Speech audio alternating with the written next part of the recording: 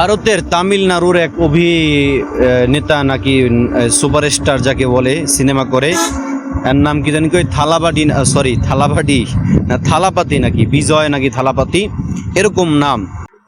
এই লোকটা মুসলমানদের সাথে ইফতার মাহফিলে ইফতার করেছেন এবং নামাজ আদায় করেছেন, কালিমা পড়ে মুসলমান হয়েছেন। এই খবর বা এই নিউজ আমাদের টাইম লাইনে ঘুরতেছে। তো দেখেন, সত্যি কি আসলেই কি সে মুসলমান হয়েছে, সে কি নামাজ পড়ছে, সে কি ইফতার করছে, এটার আসল খবর কি জানুন। দেখেন, বাংলাদেশের মানুষের আবেগ বেশি, বোঝে কম, চিল্লায় বেশি।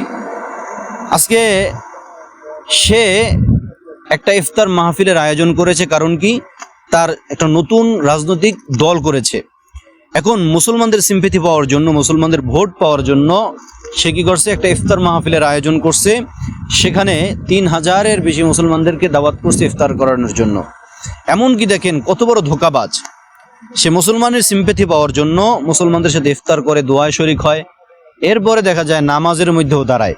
অথচ সে তো বিধর্মী, সে তো মুসলমান, ইসলাম ধর্ম গ্রহণ করেনি।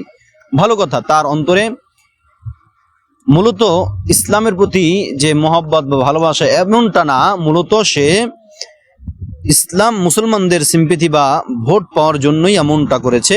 অথচ দেখেন বাংলাদেশের মুসলমান এটাকেই আবেগের সাথে নিয়ে এরপর বলতেছে এই যে বিজয় থালাবাড়ি, এ নাকি মুসলমান হইছে, মুসলমানদের সাথে নামাজ পড়তেছে, ইফতার করতেছে। নাউজুবিল্লাহ, আস্তাগফিরুল্লাহ।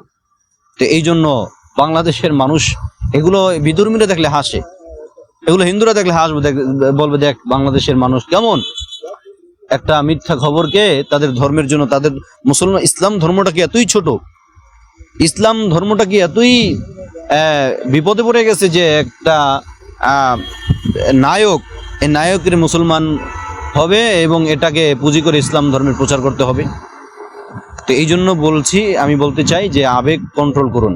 এখন কথা হচ্ছে, এই বিজয় থালাপাটি তার অন্তরে কি আছে একমাত্র আল্লাহই ভালো জানে, কিন্তু এটা বাস্তব যে সে নতুন দল এবং নতুন দলের সমর্থন বাড়ানোর জন্যই এই আয়োজনটা করছে। এখন তার অন্তরে যেটাই থাকুক না কেন, আমরা আশাবাদী, আমরা আল্লাহর কাছে দোয়া করি আল্লাহ যাতে তাকে হেদায়েত দান করে এবং তাকে অবশ্যই ইসলামের ছায়াতলে আসার তৌফিক দান করে। এটাই আমরা আল্লাহর কাছে দোয়া করি। কিন্তু আবেগ নিয়ে এরকম তামাশা করা, এটা তার ঠিক হয় নাই। সে আবেগ নিয়ে, মুসলমানদের আবেগ নিয়ে খেলেছে। এই জন্য এদেরকে বয়কট করতে হবে। মুসলমানরা যতক্ষণ না পর্যন্ত সে কাগজে কলমে এবং মুখে জবানের মাধ্যমে কালেমা পড়ে ইসলাম গ্রহণ না করবে, ততক্ষণ পর্যন্ত তাকে নিয়ে এরকম ফালাফালি মাতামাতি করা যাবে না। এটা একটা মুসলমানদের ইমোশন নিয়ে সে মূলত খেলছে। এই জন্য সকলেই এই বিষয়টা নিয়ে এরকম ফেসবুকে পোস্ট, এরপরে এই যে আবেগ দেখানো যে কাজগুলো আছে এগুলো বন্ধ করতে হবে, অন্যথায় ইসলামের ক্ষতি হবে। আসসালামু আলাইকুম ওয়া রাহমাতুল্লাহি ওয়া বারাকাতুহু।